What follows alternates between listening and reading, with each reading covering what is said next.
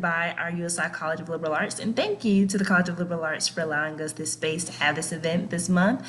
I am Percy Hale. I am one of the minors, a part of the Africana Studies Minors Department, and I have the distinguished honor and privilege of introducing our guest speaker for today.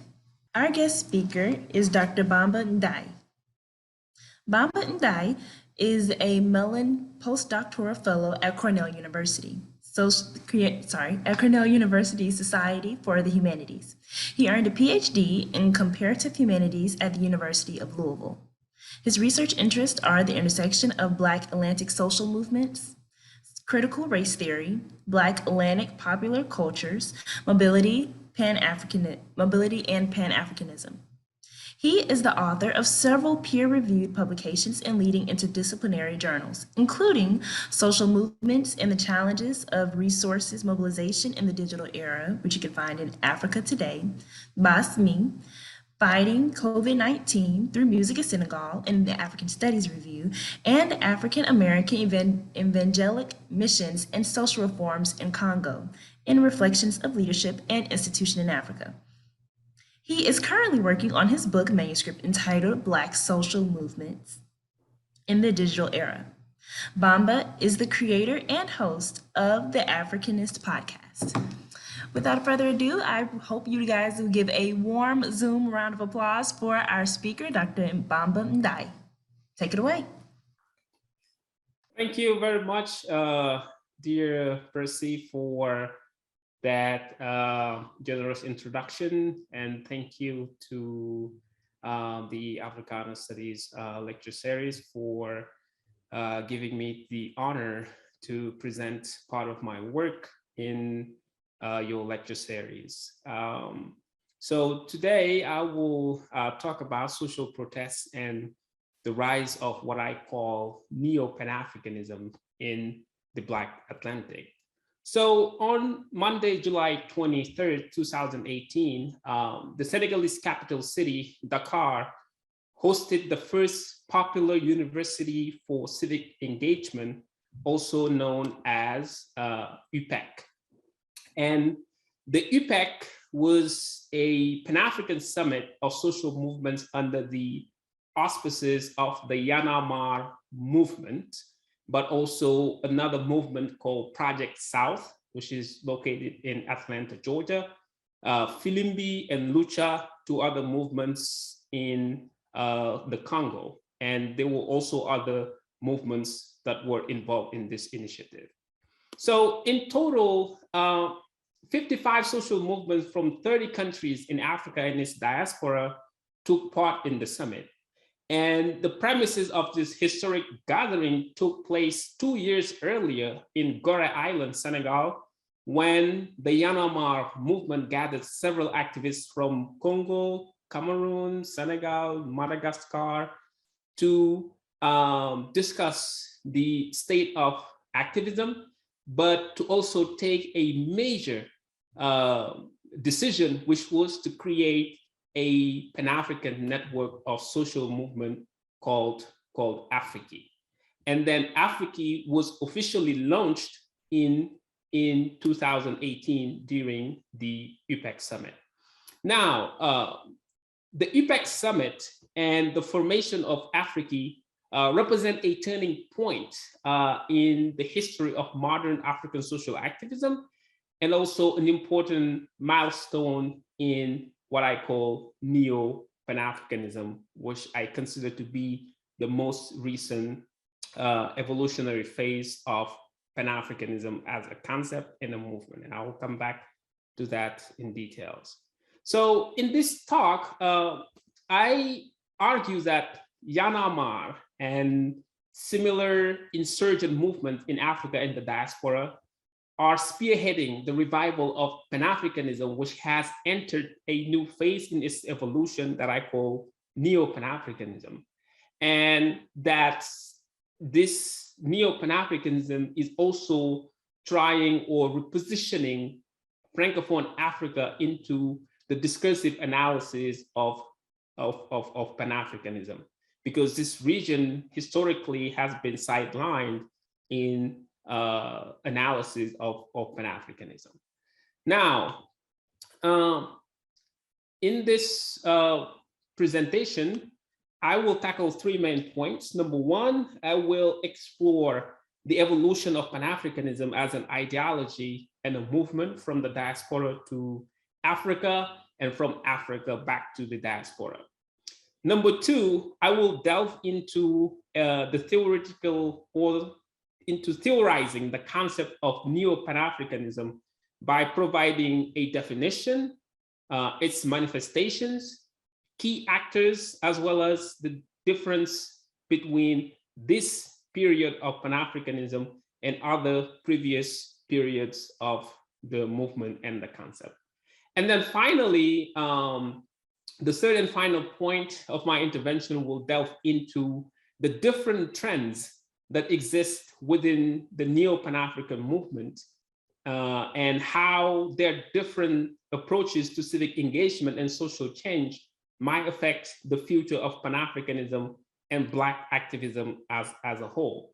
And while I do that, so I will make reference to two key elements. Number one, the Yaramar movement, because it's the movement that was at the center of some of the major Pan-African initiatives in the 21st century, but also looking at the UPEC summit that took place in Dakar in 2018. And a little bit more information about Yaramar. So the term itself is French for enough is enough. And Yaramar was born in 2011 as a reaction to the power outages that was taking place in Senegal around that time. But the movement quickly morphed or turned into a watchdog vis-a-vis the political power, but also into a model of activism that inspired actually many other movements across the African continent. So just to give you an idea of the impact that this movement has had in African/Black transatlantic activism lately.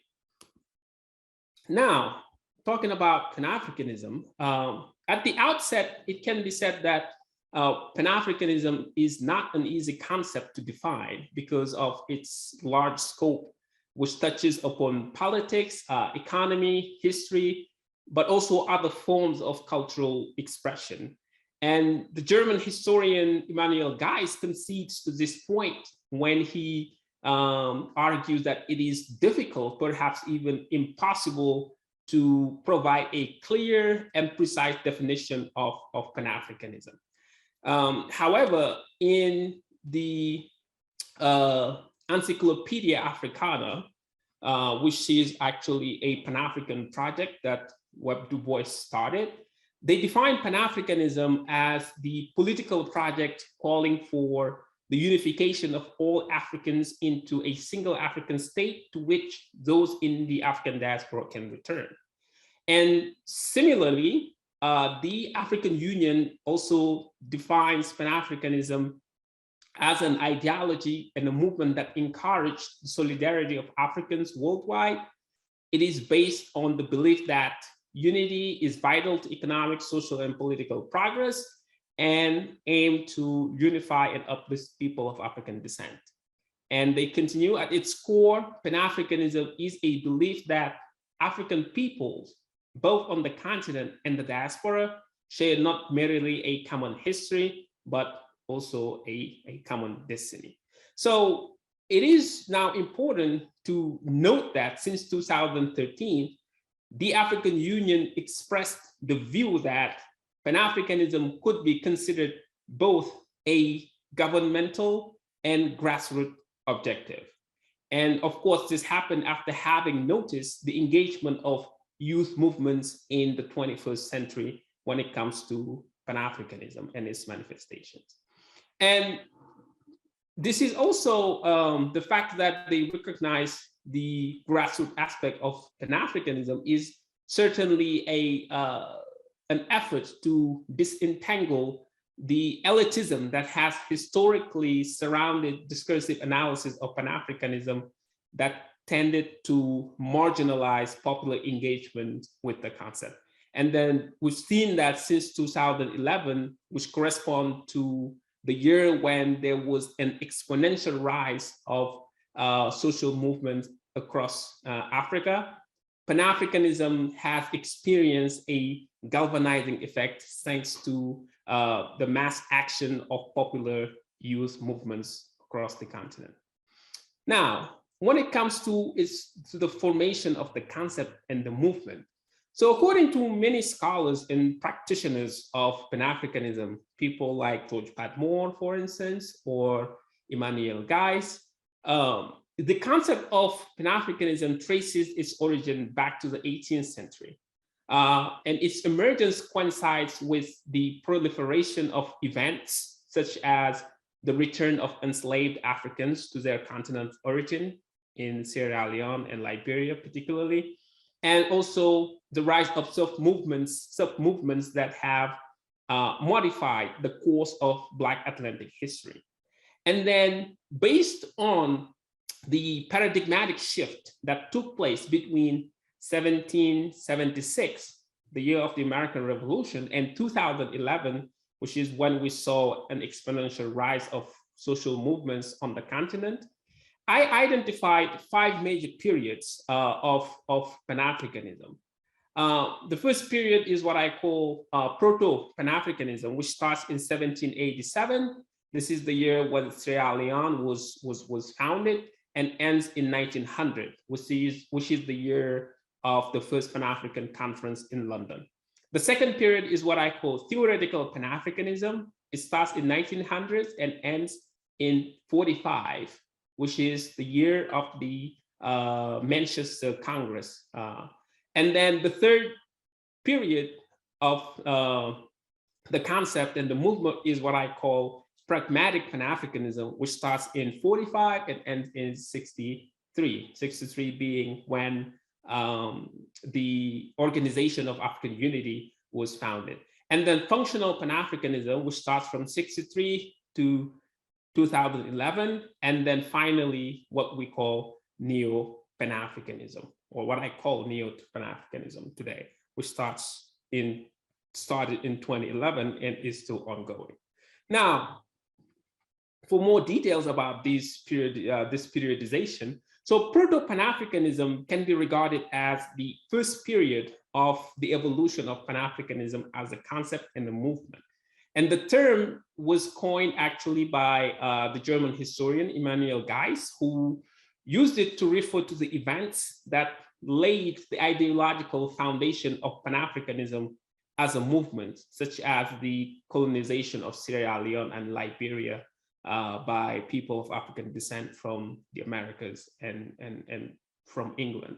And this period is also characterized by the paradigmatic shift that occurred in the wake of the American Revolution, as well as the emergence of abolitionist movements in Europe and North America.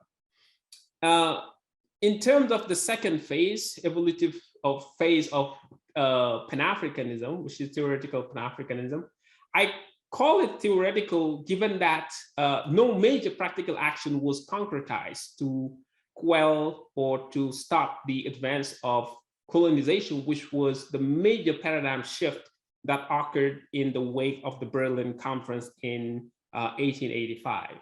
And then theoretical Pan-Africanism represents also a phase of what I call self-searching, denunciation, construction, and reconstruction of the basis of Pan-Africanism.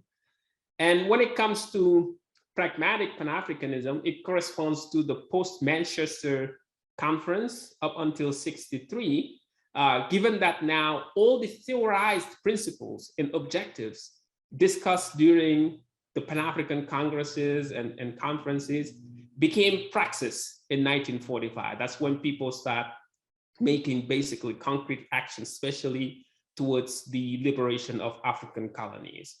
And the significance of this period partly lies in the independence fervor and also the Cold War dynamic, which had fostered a global change or a sense of global change everywhere. Functional Pan-Africanism referred to the fourth period of the evolution of Pan-Africanism and the total liberation and unification of Africa formed the key paradigm shift of this period, and of course resulting in the formation, but unfortunately also the demise of the organization of the African unity, which was not able to solve the territorial, ethnic, and political conflict that spread across the continent after the colonizations, after the departure of the colonizers. And in other words, or some people now might refer to all this period, theoretical, functional, and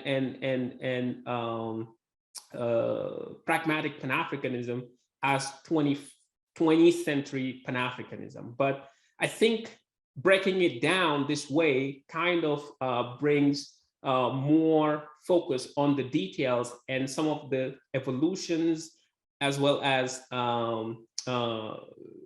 literature that was produced during these periods. Now, the fifth period is what I call Neopan Africanism. And Neopan Africanism can be defined as the 21st century manifestation of Pan-African ideals through grassroots mass action, with the ultimate goal of fostering African and Black transatlantic unity while fighting neo-colonial processes and establishing continent democratic transitions and good governance. And as a distinctive period in the evolution of the Pan-African movement and ideology, actors of Neo-Pan-Africanism are mostly composed of young social activists seeking to engage the masses with an Afro-utopian concept of self-reinvention, but also self-determination, or what the Senegalese scholar Felwine Sarr calls Afrotopia. And Sarr's concept here is interesting when it comes to the concept of Neo-Pan-Africanism, what I call Neo-Pan-Africanism. And Sarr defines Afrotopia as an active utopia, or an attempt to reflect and project oneself into the future and give sense to a civilizational, humane, and societal adventure that puts the African at the center of their project. And his conception of Afrotopia is consistent with the argument that the African continent functions under the directives and injunctions of the North, of Northern countries in general, but also under the direction of Western controlled institutions like the World Bank or the IMF, which tend to design and sometimes impose policies such as the structural adjustment programs on Africa. And from its political structures to its social policies, many African countries have little to no say in the shaping of their future. And in that respect, Sarr will contend that Africa must collectively rethink its future without external influence or Western concepts of development and civilization. In other words, there is a need for Africans and to deconceptualize and reconceptualize notions such as development and civilization, and not lock ourselves or constrain ourselves in what he called the Afro-pessimism and Afro-optimism dynamic or dichotomy, because there are endless possibilities between the two. And it is now this work of reconceptualization and active utopia that young African activists engage with through grassroots Pan-African endeavors. And in the Neo-Pan-African context, the notion of Afrotopia transcends the abstract imagination and the ideal African society devoid of its current political plague, to embrace peaceful regime changes, good governance, the improvement of women's conditions, youth welfare, as well as environmental protection. So all of these are now at the forefront of the Pan-African fight.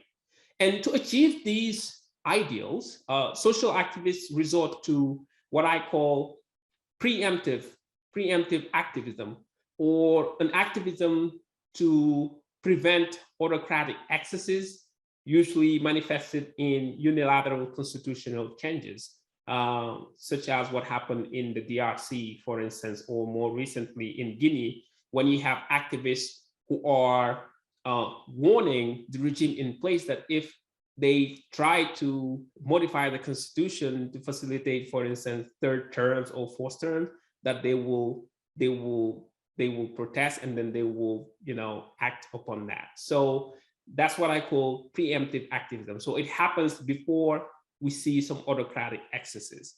And the other notion through which these activists fight to achieve Pan-African ideals, such as good governance and fighting neo-colonial processes, is through what I call remedial or curative activism, which is a civic engagement to correct damages occasioned by illegitimate and unlawful governmental actions and policies.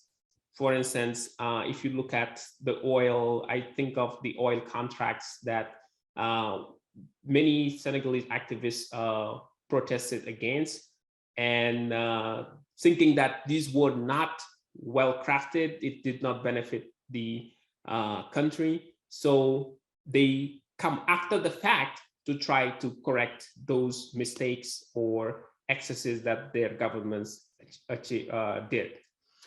Now, ultimately, as African activists gathered at the UPEC stated in the July 2018 Azimio La Dakar, or what they call the Declaration of Dakar. So this was a common declaration that was signed by all the activists that took place at the UPEC summit. And one of the things they said was that the emergence of social movements in Africa and the African diasporas is part of the realization that a radical change in the political, economic, and social paradigm of Africans themselves is needed, based on their own history, on their own African history, but also based on their own culture. So it comes back to Felwine Sarr's concept of Afrotopia, where the redefinition of cultures and civilizations and development should not be based on the European concept of those things. In other words, it is a question of now reinventing on a Pan-African scale, a common utopia, and committing ourselves to complete the struggle for the liberation of Africa and people of African descent. Now, another predominant aspect of this period of Neopan Africanism is popular mass action, which predominantly characterizes this period, especially in Francophone African countries where we have important social, political, and economic changes that are engendering or creating predictable clashes between the political establishment and the masses on the one hand, but also clashes between young activists and neo-colonial forces on the other hand. And in this aspect, Francophone West Africa has certainly garnered a lot of attention since 2011, when we saw massive protest movements destabilize Senegal, but also massive protest movement that ended up with the downfall of President Blaise Compaoré in Burkina Faso after 27 years in power. Now, still talking about some of the aspects that differentiates this period to the other periods of Pan-Africanism, in addition to environmental activism or eco-activism, ecofeminism, and a cautious resort to digital technology, which now occupies a central position in 21st century Pan-Africanism, there are two important elements that distinguishes Neo-Pan-Africanism from other periods of the movement and the ideology. On the one hand, while the four previous periods of Pan-Africanism concerned themselves with the pre-colonial and colonial processes, Neo-Pan-Africanism accords prominence to local politics continentally, as well as the fight against neo-colonial processes. And on the other hand, whereas the previous periods of Pan-Africanism saw a transatlantic flow of ideas and strategies from the diaspora to the continent of Africa, in the Neo-Pan-African context, or Neo-Pan-Africanism is rather grounded on the African continent, especially Francophone Africa, with a gradual movement of ideas from the local to the regional and from the regional to the continental.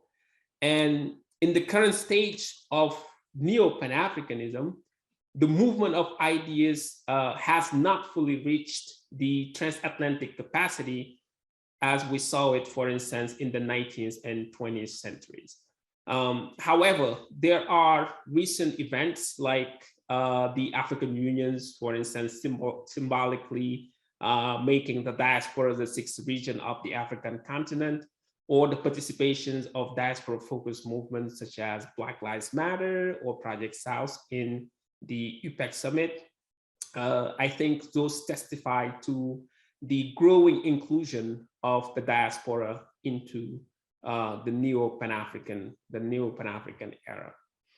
Now, in this regard, Black Atlantic social movements in the era of Neo-Pan-Africanism encompasses four distinct levels of alliance, or four distinct levels of solidarity.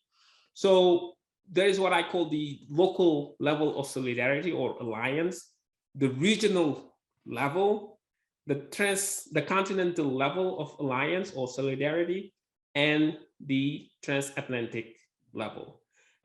In other words, the local or national level of solidarity or alliance consists of social activists creating a counterbalance to the traditional political power in the view to addressing internal affairs that pertain to democracy, good governance through policymaking and policy application. And then at the regional level, social movement participants acknowledge the similarity of their struggle and collaborate to address issues that their respective countries are facing, right? It's like looking at Yaramar, for instance, trying to learn from or exchange strategies with Ballet Citoyen in Burkina Faso, and from that try to solve some of the political issues in their respective countries. And on the continental level, the struggle from one region of the continent is transposed to another by way of sharing protest strategies and assisting fellow activists to overcome resource and state-induced challenges.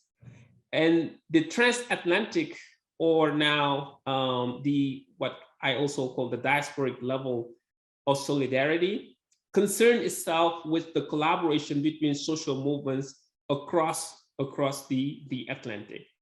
And the fact that, for instance, West African social movements such as Yaramar, Ballet Citoyen, initiated Central African social movements like Lucha or Filimbi into their protest methods and campaigns, I think speaks volumes about the ways Neo-Pan-Africanism is unfolding at the continental level.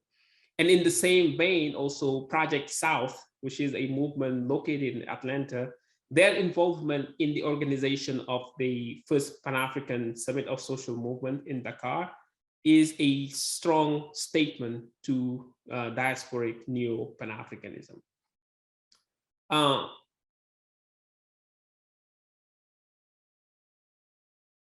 Now, talking about the trends that we see forming within this movement of neo Pan-Africanism, I want to say that the organization of the IPEC and the formation of Africa, in that sense, represent a milestone for Neo-Pan-Africanism, because it's, number one, symbolizes a key Francophone initiative and a transformative experience for activists.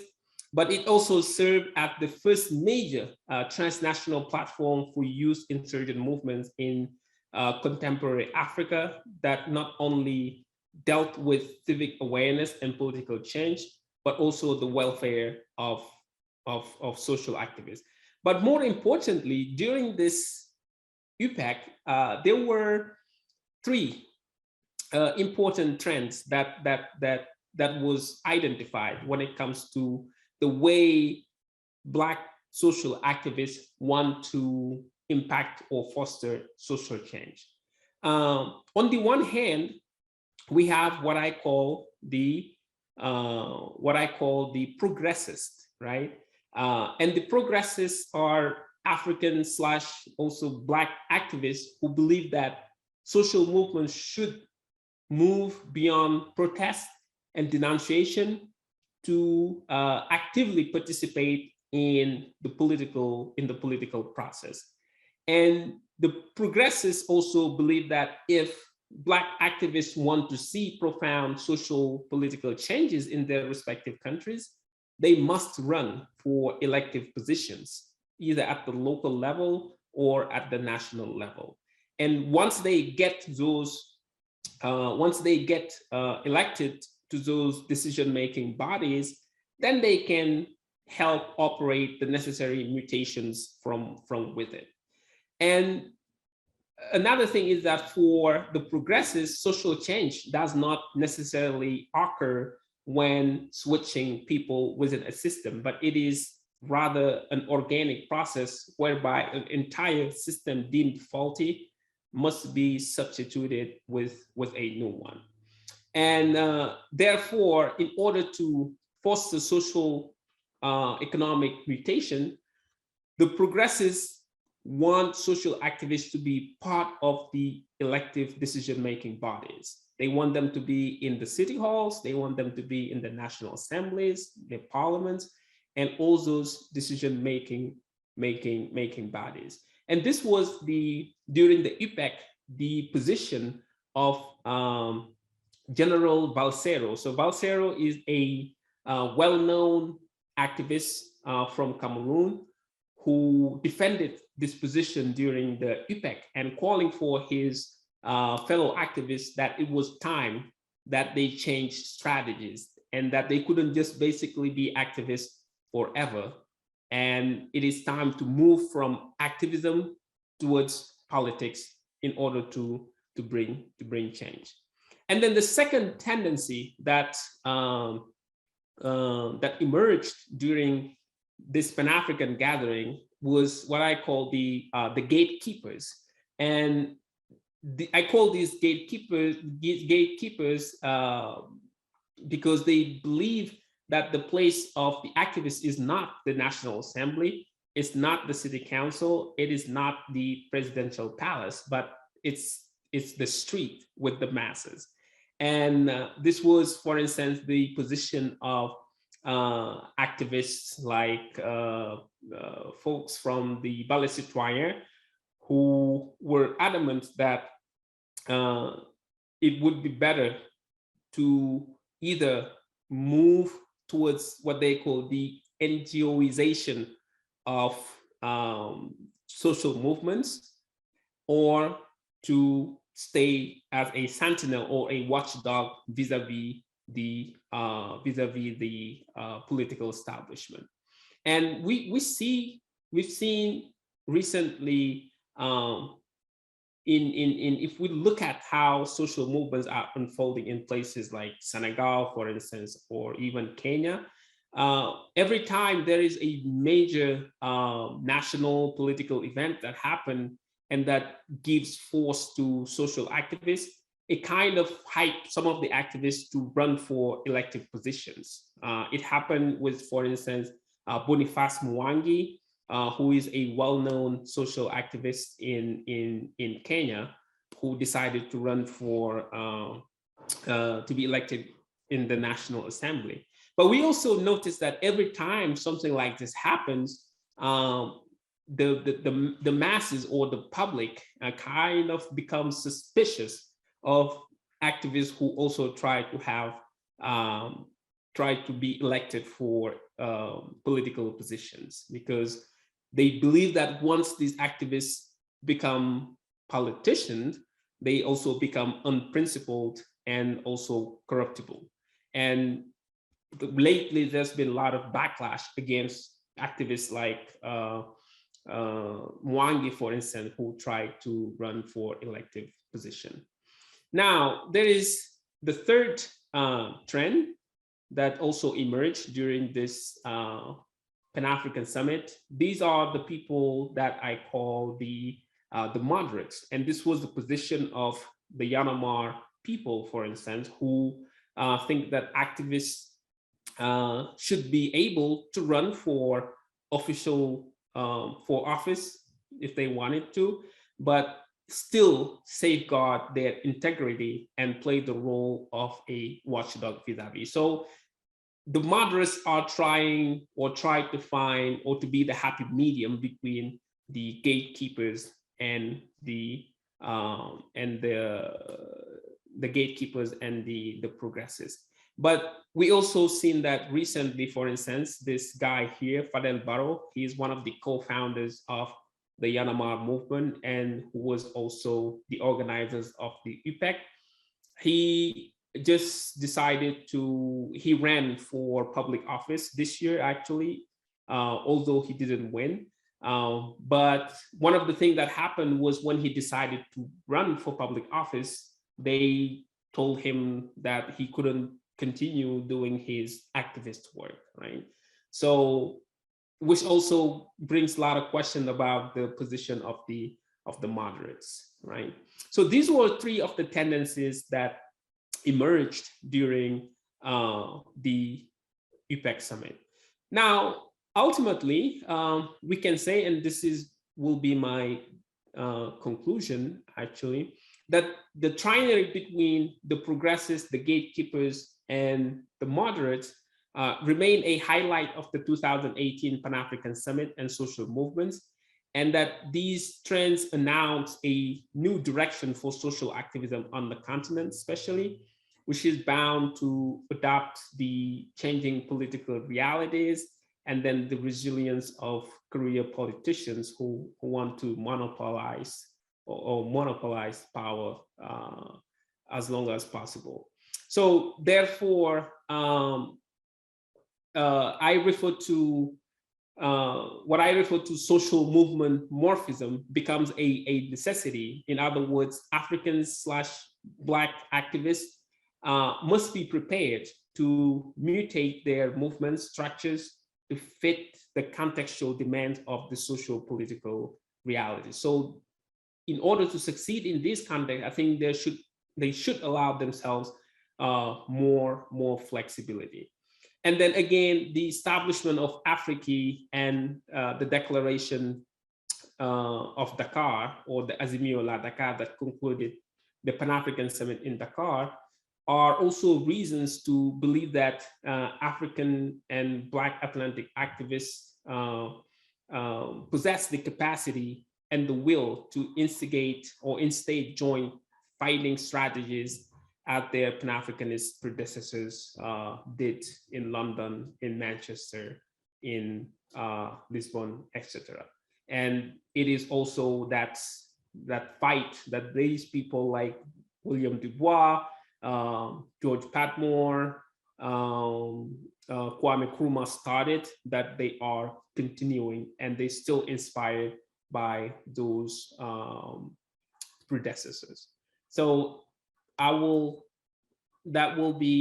stop right there, and if you have questions, comments, or any other types of contribution, I will be more than happy to answer them. Thank you.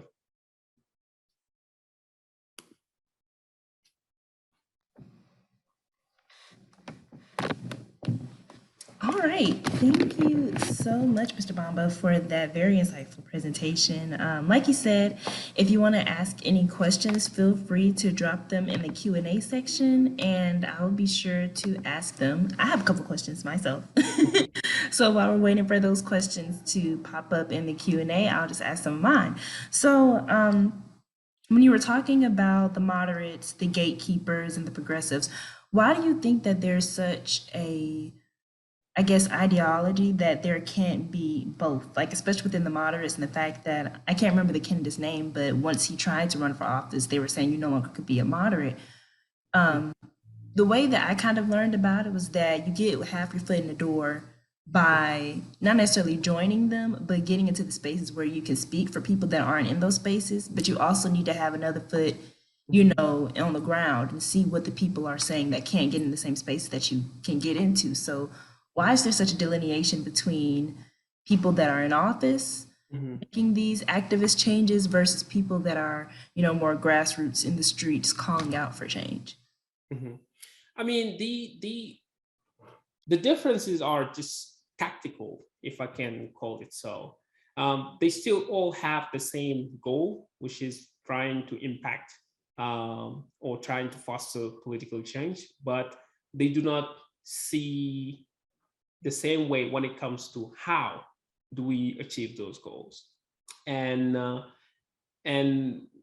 mean, recently we've seen that a score of activists, whether in the United States or elsewhere in the African diaspora or the continent, have been running for offices. And sometimes also, like I said earlier, they think that because they are popular activists, that they could use that as leverage for a political career. And unfortunately, it doesn't always happen like that. But fundamentally, again, they have the same goal, but it's just the ways that to achieve those goals that, you know, that is not clear to all of them. And recently, there have been, because these are ongoing discussions among them.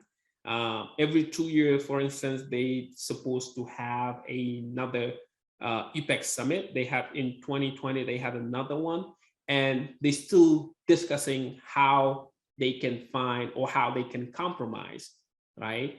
All those differences in order to achieve the common goal, which is basically the unity of Africa, but also creating and consolidating democracy and good governance on the continent.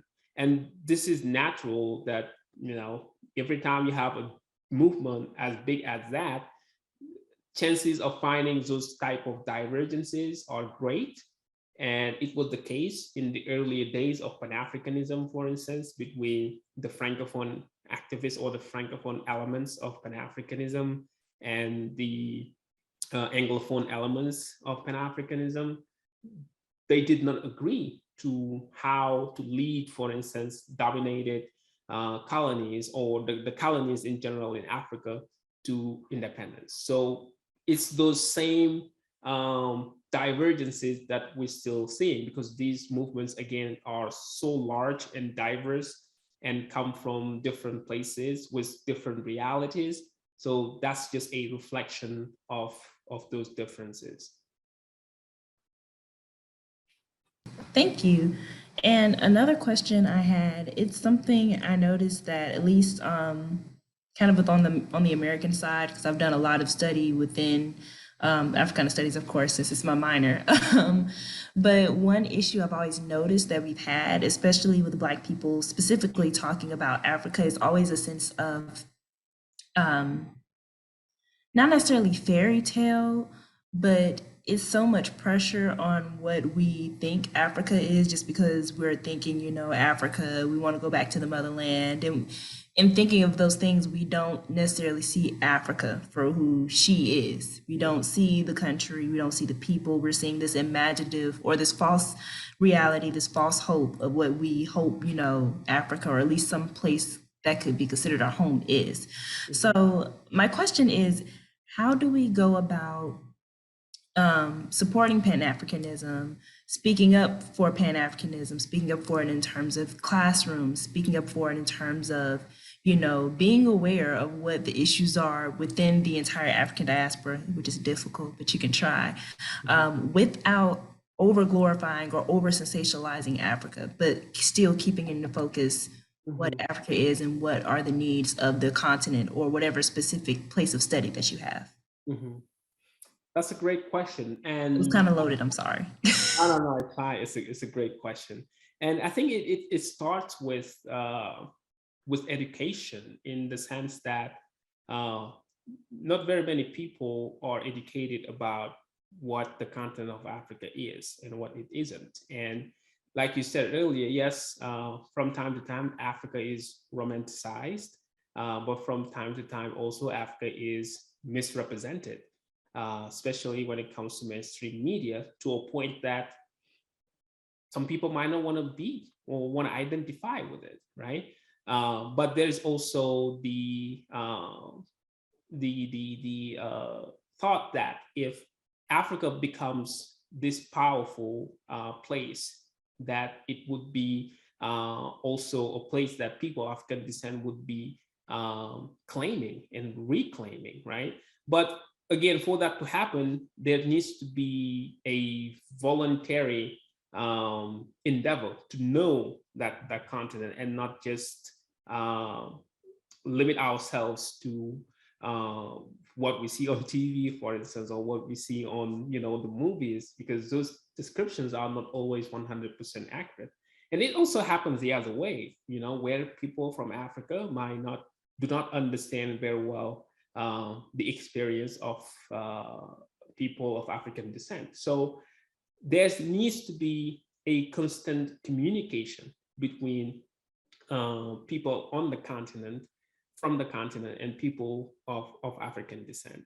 And there was a time when we saw more active participation and more active collaboration between Africa and people of African descent. So in the 20th century, for instance, during the height, what I call the height of Pan-Africanism, from 1900 to 1945, even in the early 60s, that there was so many exchange between freedom fighters in North America, for instance, in Europe, right? Black freedom fighters and African independence fighters, people who are fighting for their independence. And during that time, there was also more communication, better understanding. But now, of course, it's easier to travel, it's easier to learn, but we do not see that dynamism that existed in the 20th century, for instance, between 1900 and in the early 1960s. But then, since now 2011, that's we see that this kind of dynamic is starting is being revived, right? Like I said, the fact that we had 54 or 55 movements that traveled from different countries in the diaspora in Africa to meet in Dakar and discuss the state of activism, and also discuss the prospective issues that every representative or movement are fighting, is a step forward and a step toward that, you know, notion of education that I mentioned earlier. People need to learn what their counterparts across the Atlantic and other places are suffering from and how they can support those initiatives. And I saw, for instance, that when George Floyd was murdered in 2020, that there was so many social movements on the African continent that rose up in protest in support of Black and Brown communities in the United States. And there needs to be more of that. Thank you. I agree. I remember that moment in the middle of the pandemic, and that seeing that sense of Pan-Africanism, seeing how there are people in Africa protesting for it, that was one of the things that warmed my heart. It was kind of like the light in the middle of a whole lot of darkness. Seeing that, it just made me feel like I wasn't alone, and that there were people not only on our country, but outside, that were seeing the struggle of the Black Lives Matter movement, seeing the struggle of just fighting for rights, fighting for visibility, fighting to be seen and recognized as human, and people that were willing to share in that struggle. So thank you for that. We actually have one question from the chat. Mhm. So one second. Okay, within these different variations of activists, where do the other ideological differences stand? For example, do you see radicals avoiding electoral politics? And she also said, I know the Kenyan Communist Party just went viral with a rap video to promote a campaign, but she couldn't remember what office. Mhm. Could you please repeat the question? Sure. So she was saying that within these different variations of Yeah. activists, where do the other ideological differences stand? For example, do you Mhm. see radicals avoiding electoral politics? Uh, no, I don't see any other differences because they all identify within the ideology of Pan-Africanism. They agree with the principles of Pan-Africanism. They also agree with the objectives of Pan-Africanism. So that is their ideology. The Pan-Africanism itself is an ideology, right? But it is also a movement.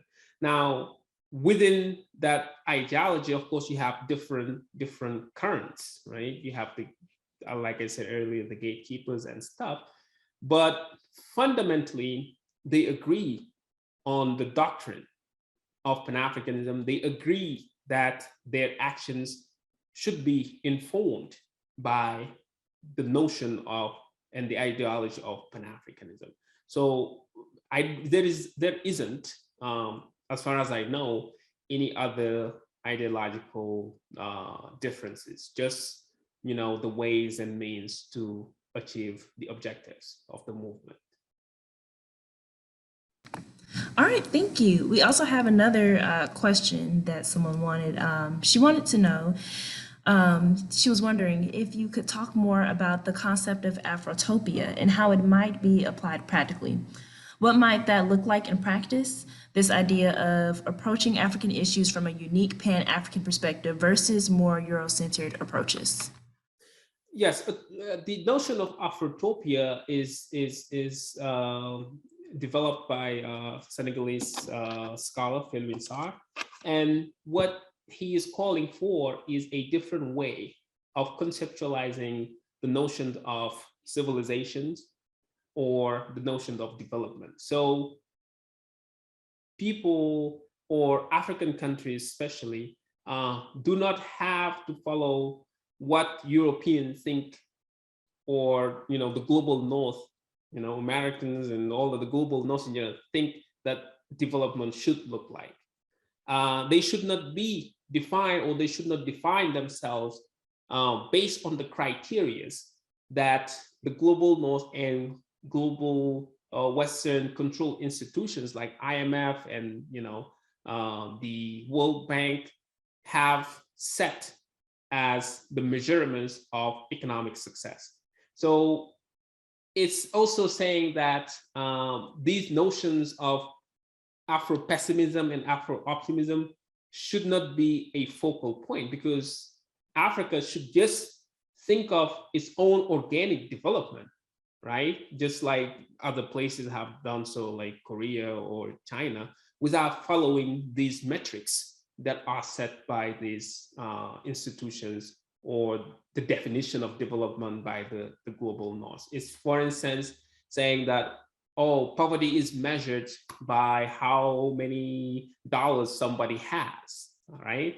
If you do not have $2 a day from the metrics of the World Bank or IMF, you're poor. But what if somebody does not have $2, but they have, let's say, in some remote village in Senegal, 500 cows or 100 cows that are worth $1,000 each, right? So from the metric of those institutions, that person is poor. But if you look at what he has in terms of assets, they're not, right? So that's what the concept of Afrotopia is talking about, that we need to reinvent our own notions of development. And it is also those types of that reinvention and the deconstruction of those notions of development that social activists on the continent, especially the Francophone activists, are trying to engage with. Thank you. And it's actually really interesting because we've kind of been touching on that a little bit in my History of Africa since 1800 class, which is taught by Dr. Hoyer, who's one of the panelists. We're kind of talking about this sense of understanding Africa on Africa's terms. And that's one of the things that we really struggle with, especially in the Western Hemisphere. We're always trying to label Africa based on our system of, well, this is how things should run. This is what determines whether or not you're successful. This is what determines whether or not you're educated. And how do we go about understanding Africa on Africa's terms and then pushing that narrative out? Because so often, we see these images of Africa, or we will see the cultural or ritual practices of Africa, and so many people will think that it's backwards, or it's kind of like an extreme. It's either backwards or it's exotic, and it's neither of those things because that's their normal practice. So how do we go about learning it from their perspective and then going forth and sharing that perspective? Great question.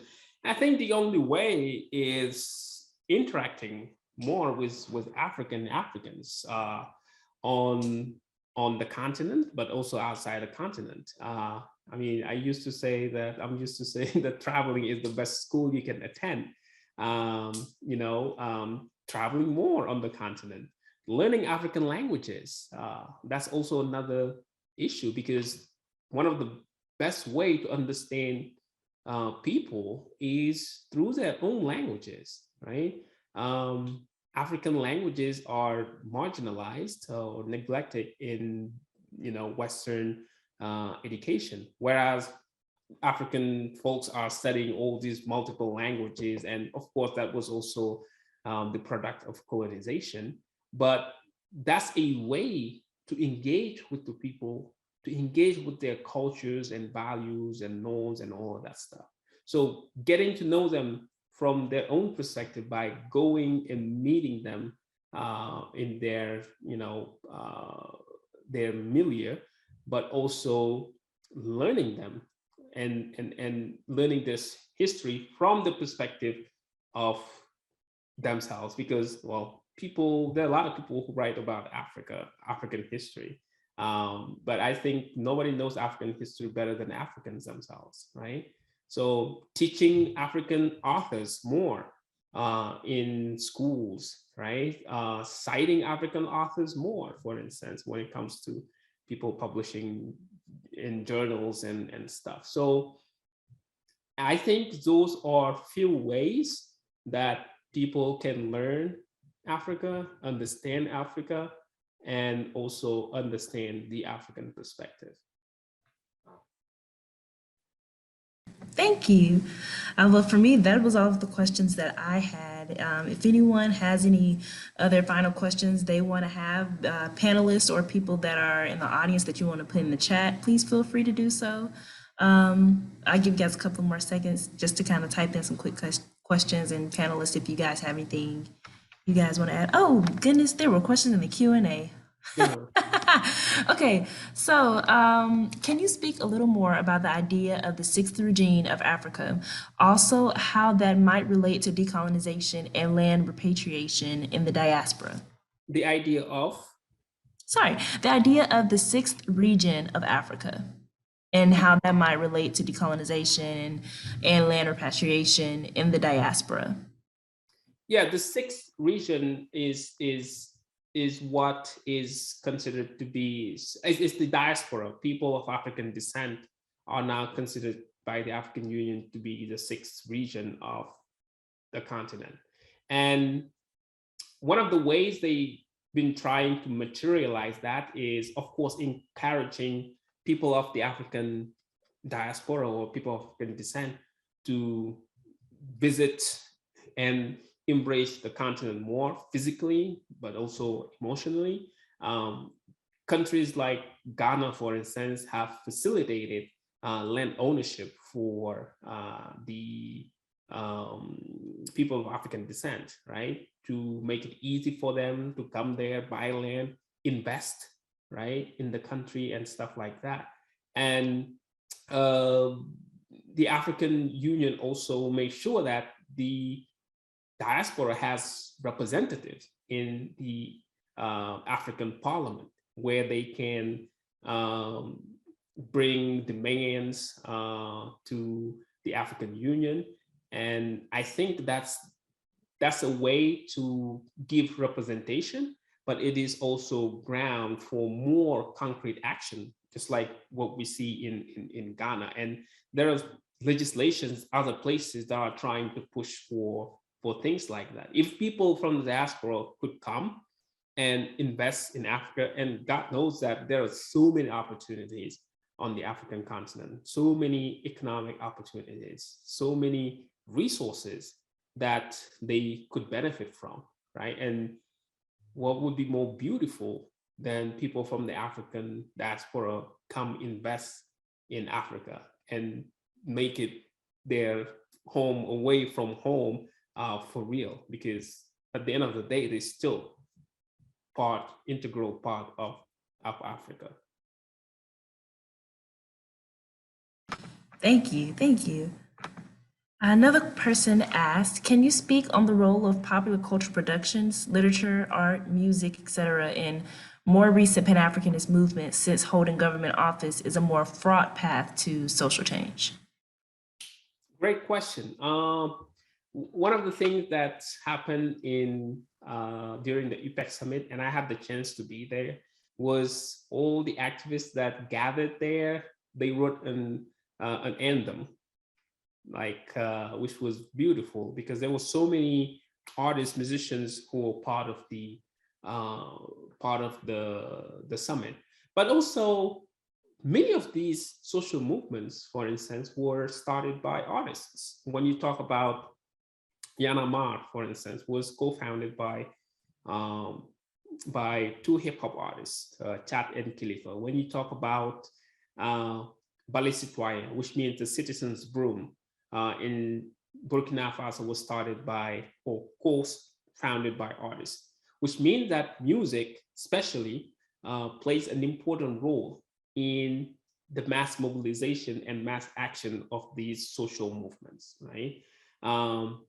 Through music, they get to antagonize the power establishment, right? We've seen it so many times with Yaramar, for instance, when they will release music to either denounce corruption and all those, embezzlement of money and all that stuff.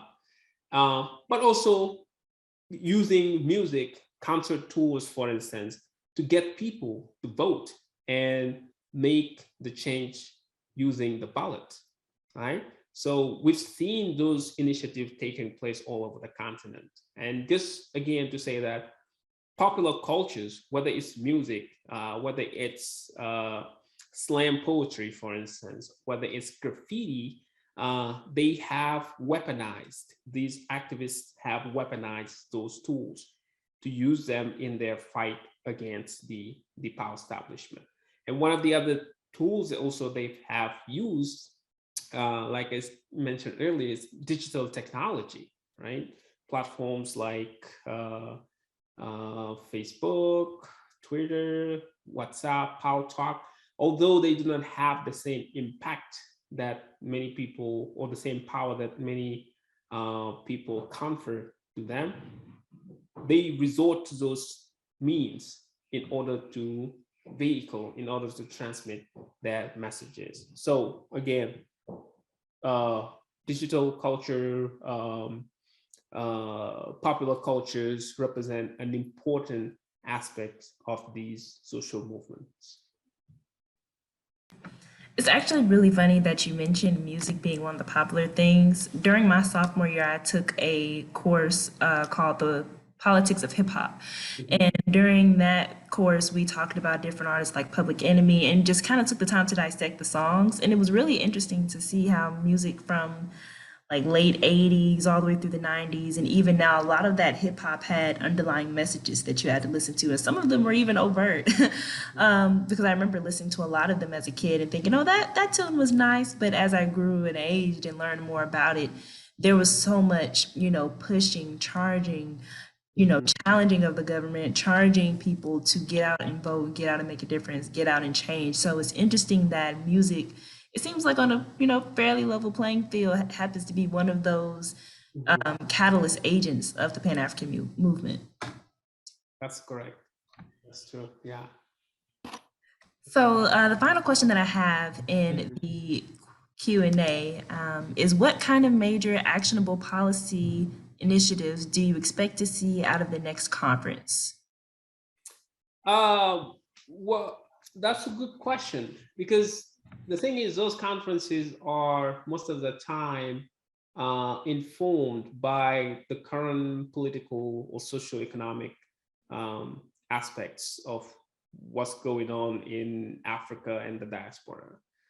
For instance, during the last UPEC, mobility or migration was one of the, and COVID-19, of course, was one of the major aspects that they talked about because COVID-19 kind of created a resurgence of pirogue migration where you have people living on the coast and coastal countries like Senegal, Guinea, Gambia, taking pirogue, crossing the Atlantic to reach the Canary Islands, right? And hundreds of people died. I mean, thousands since the phenomenon was first majorly identified in the early 2000s, right? So those were some of the stuff that they talked about.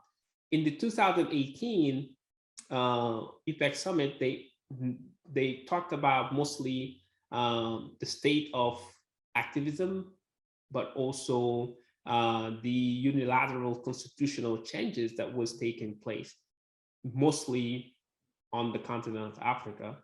And that was also a central theme of that gathering. Now, normally in this year, 2022, they should have another one.